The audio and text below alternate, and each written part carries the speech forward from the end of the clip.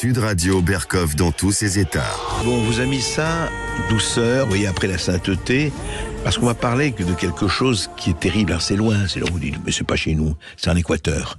En Équateur, on a vu ces images hier, vous avez dû les avoir vues dans toutes les télévisions et les radios, cette prise d'otage en direct sur un plateau télé, le pays en état de conflit armé interne, un pays qui se déchire complètement.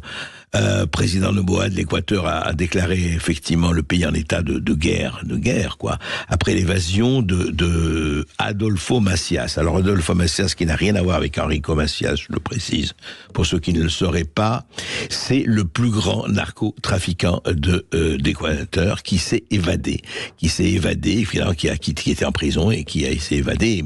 Et il faut dire que l'Équateur, comme beaucoup de pays d'Amérique latine, est ravagé, rongé, le Mexique et beaucoup d'autres, sans parler de la Colombie, par le narcotrafic. Et on voit très très bien, en fait, et ça peut quand même nous faire réfléchir, parce qu'on voit très bien comment on peut, je ne dis pas comme nous avons quand même des réflexes et des puissances immunitaires, mais quand même, comment un pays peut basculer dans la jungle la plus totale, effectivement, dans laquelle est l'Équateur aujourd'hui.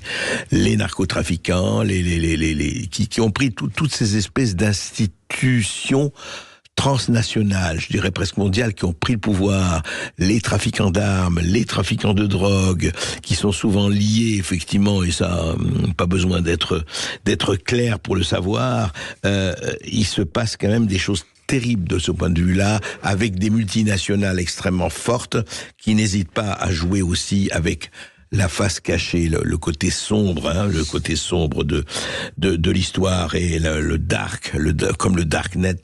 Voilà, la face non pas cachée, mais la face noire de l'histoire. Et quand on a vu, c'est vraiment ces images avec ces gens qui à la télévision équatorienne, des gens mis en joue là, des animateurs de télé mis en joue, effectivement, et au couteau, au fusil, en disant ne tirez pas.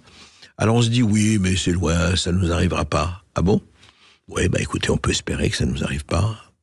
Mais on peut espérer aussi que, hélas, on peut redouter, quand on voit un certain nombre de zones de non-droit, et quand on voit un certain nombre de barrières et de frontières, et quand on voit un certain nombre de zones où la police ne peut plus aller.